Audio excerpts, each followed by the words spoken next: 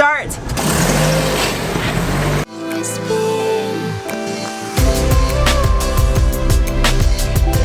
Hello, people of the internet.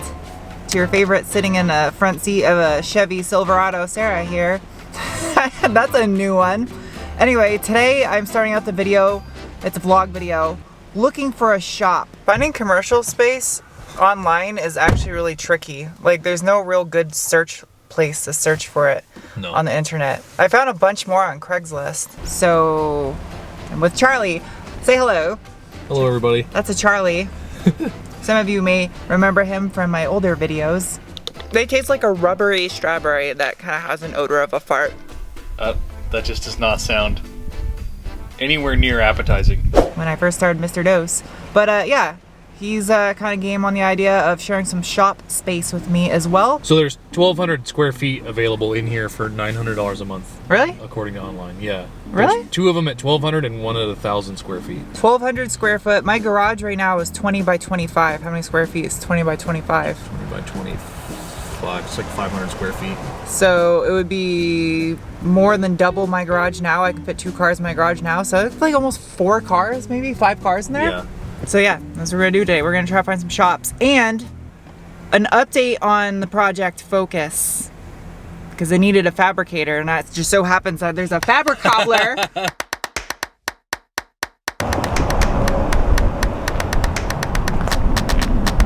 We're just driving around right now looking for places that have signs up for rent in industrial areas, because sometimes they don't list them online. This place is huge and it's probably way too expensive, but it's really pretty, so I just wanted to stop and see. Anyway, it says 6,000 square foot though, so that's probably way out of my price range.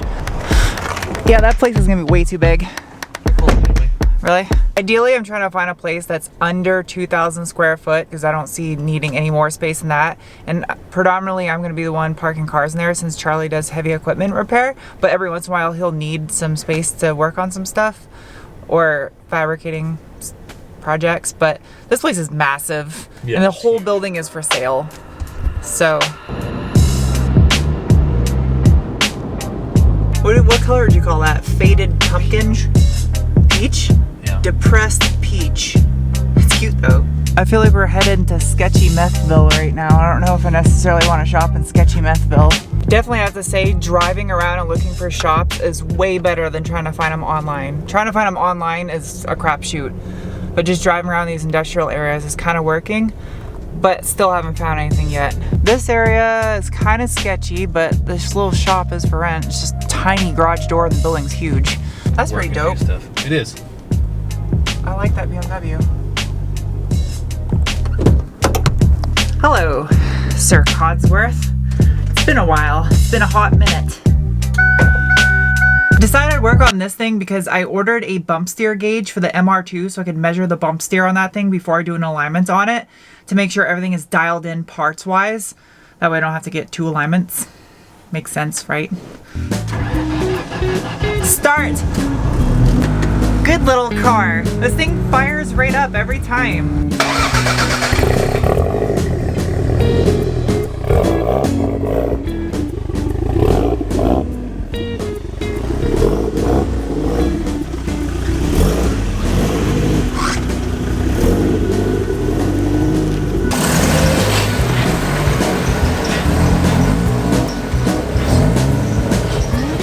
I got the Focus in the garage today because I can't do anything more on the MR2. I'm waiting for a bump steer gauge I ordered for the car so I can make sure the bump steer settings are correct before I get it aligned. But I have Charlie here today, and he's actually a fabricator, so he's gonna be helping me out with the fabricating on this Focus. I haven't been able to make any more progress on this because literally everything I need to do to get this car ready to go beat on in the dirt is fabrication related. I can't just buy parts for this thing because they don't really make much rally parts for these things anymore because it's a 2001. First things first, I know I need to get rid of these SVT wheels because they're almost in perfect condition and I don't want to destroy these things. So I'm gonna pull them off the car. If any of you are interested in buying these Focus SVT wheels, I'm gonna be selling them along with the stock interior for this car, which is SVT specific. So my thought is I'm gonna order the cage off of Summit Racing, which is already approved for SCCA, and it's made out of Dom, or I can get like chromoly or steel. I've been kind of waiting on buying that cage just because I wanted to make sure if like he was gonna fabricate it from scratch or if I should just buy the kit. And it makes more sense just buy the kit because it's already measured and stuff and it's a time saver. So when you go to order a pre-bent cage, lots of times there's options for, there'll be steel, chromoly, and then DOM, which is drawn over mandrel. The tricky part about chromoly is it has to be TIG welded because of what it's made out of. And everybody says they're stronger, and it's true that chromoly is stronger than steel, but because it's stronger, you can run a thinner wall thickness in the tubing, and the cage will be the same strength as a mild steel cage, but it will be lighter. But in this car, it's only like 10 pounds, so it's really not worth the extra cost and the extra difficulty in fabrication to go with chromoly, especially for a budget build. It's just not worth it. Yeah, this isn't a WRC car. Yeah. I just want to build this thing so I can learn rally techniques out on the millions of miles of dirt road around where I live. And if I get to take it to like a rally cross event, so be it. I'll go into whatever class the car fits into. If it's an open class, then whatever.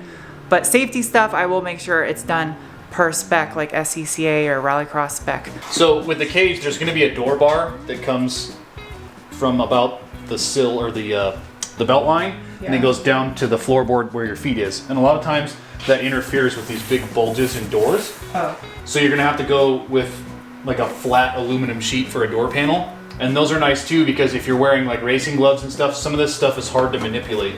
So you put like a big strap that you can just, like a loop, you can put your glove in and slam the door. Yeah. And then you do the same thing, you do like a red one for the door release. So that you can just, if in the event of an accident or something, you don't have to fumble for a lever, you can just grab this big strap with a gloved hand and yank on it and have the door open. And then like for this, I'll just do like some toggle switches. Yeah, you can just get a flush mount panel switch that does the same functions as a window switch that would just flush mount in the door panel. I have found some coilovers for this car for a rallycross, but they cost as much as the car did. So keep that in mind with what I'm about to go over underneath looking at the suspension of this car. There's a rock in my water heater. For the most part, these are pretty beefy. Like a lot of times you see these and they're just like 3 sides with no bottom. These ones are already plated. The only thing I would beef up is this pivot mount. We can just plate it around to the top just to keep that from flexing. I got dirt in my eye. And then this one's pretty flimsy. This is what I'm talking about with the 3 sides. I would plate that and box it in.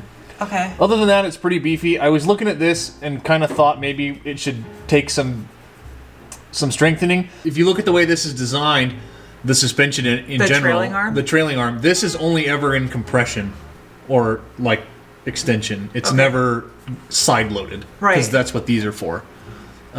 So I wouldn't do anything with that unless it becomes a problem. Okay. So for now, I'll just kind of leave it as is, and then eventually when I start bending crap, then I just do tubular back here, or? Yeah, do tubular or just beef this up a little bit. Add some rigidity and some gussets in certain places. Okay. The reason why this car has sat in my driveway for the longest time now is because I get inside my own head and I want to build this thing into literally a WRC car. I mean, it probably costs like $250,000 to build what I have in my head.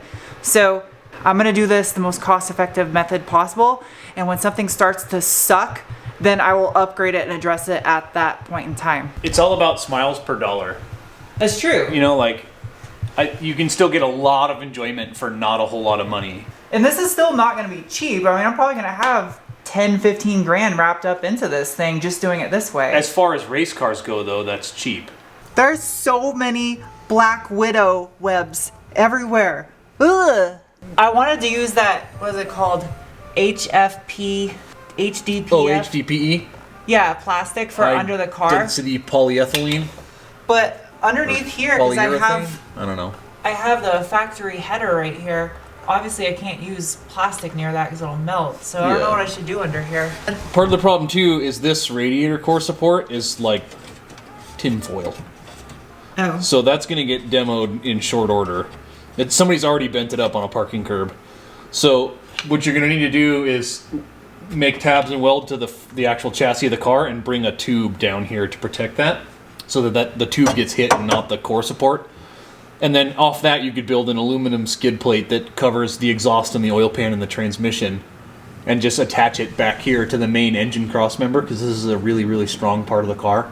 And I think that should be fine. You might have to add some gussets internally on the top side of it, so that it doesn't like flex an oil can, but other than that, What do you think I should do about the lower control arm? Should I like put some kind of a bash bar or like a bash guard, like a shield or something to protect those from rocks? Or I would just plate these with maybe like some 1/8 inch steel plate to give them some extra bash and scrape protection. Okay. But I mean, unless you drive over like soccer ball sized boulders, this isn't what is gonna get hit, because the wheel is attached to it, so it moves up and down with the wheel. It's all of this stuff here that under suspension compression gets really close to the ground. Okay. And that's more or less what you have to worry about. I did find one company that makes coilovers for this car for rally use. However, they are located outside of America, and the coilovers cost more than this car cost. So to get ride height in this thing, I think the most cost-effective thing I can do is to put a spacer between the strut and the strut mount on the car. I can get 20 to 30 millimeters of lift that way, as well as using a spring from the non-SVT Focus, because the SVT Focuses are slightly lower than the regular ZX3 hatchback, which means a trip to the junkyard. What do you think, like as far as ride height goes? I've found a couple companies that make coilovers, but they're like $2,000 for a set. But I also found coilover spacers that are 30 mil spacers that just go above the actual strut body. If you look at the guys that run rallycross, they're little short tracks. You don't get that much like I'm gonna be hitting some speeds on the dirt roads with it. I know, but I'm gonna go full send. At some point you have to decide where you're going with a build. Yeah. And if it's budget, I would do the spacers for the strut and the springs. Yeah. And then go get junkyard regular Focus springs, because that gives you an additional inch of lift. Okay. Which will work for now. And that's a cheap enough option that should you decide to upgrade to coilovers later, it's not like you wasted a ton of money. Yeah, You spent $100, $150. I know this video is a lot more talking than my usual videos. I usually just work my ass off, but this is important because I've never really brainstormed and talked about fabricating stuff on this car, and I need a game plan and a strategy. That's why this is happening, and hopefully it's being educational for those of you watching that want to build your own grassroots rally car. It's really important to get a game plan on a project, because if you don't, you can do some steps that you wanted to do anyway in front of other steps that had to happen first. Oh, like I've done on everything on my Audi TT. Yeah. So you end up taking stuff apart 2 or 3 times instead of just the one time, you know. I get it. So like along with the idea of the skid plates, what about taking out, because I want to sell the SVT bumpers because they don't make them anymore. What about like these factory side skirts if I pull these off and do like a rock slider like you'd have on a truck just to protect the rocker you area? could totally do that. You could do a really simple one out of just round tube that connects to the chassis, or you could even go as far as to take a piece of rectangular tubing and actually cut some sections out and make it look angular, so that it kind of looks and mimics like a rub or a side skirt. I also know I need to get rid of the sunroof that's on this car too, because that's just kind of dangerous. I'm gonna keep the glass in the car just because this will be driven on the street and it's not a full-blown WRC car. Do you think we should just try to get Focus out of the junkyard and take the roof skin off it, or would that be a huge pain? No, because to make a panel that matches this, like this roof has a pretty wicked compound curve in it, like an egg. So to fabricate a panel that looks good takes a lot of effort and some tools I frankly don't have. It'd be easiest to cut this section out of a junkyard Focus and just weld it in. What about the entire roof skin? No, because you'd have to undo all the spot welds along the drip rails, and like it'd be a huge pain. I would just patch in right where the sunroof. So it doesn't have to come off a hatch. It can come off a sedan or a wagon then probably. Yeah, absolutely. You just cut this section out of the roof and be done. I also want to do a roof vent because I'm 1/16 ricer, and I know that it has air conditioning, but I want to do a little bit of cosmetic stuff that'll make me happy. And if I'm gonna pull off all these SVT bumpers and sell them to someone so I don't trash them, I'll just get the Focus RS replica from Bumper because it's cheap and it's Duraflex, and I don't care if it fits perfectly because race car.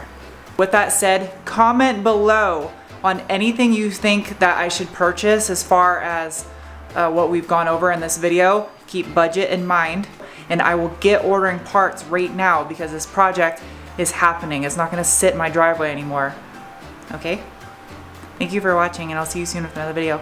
Bye. Say bye, Charlie. Bye.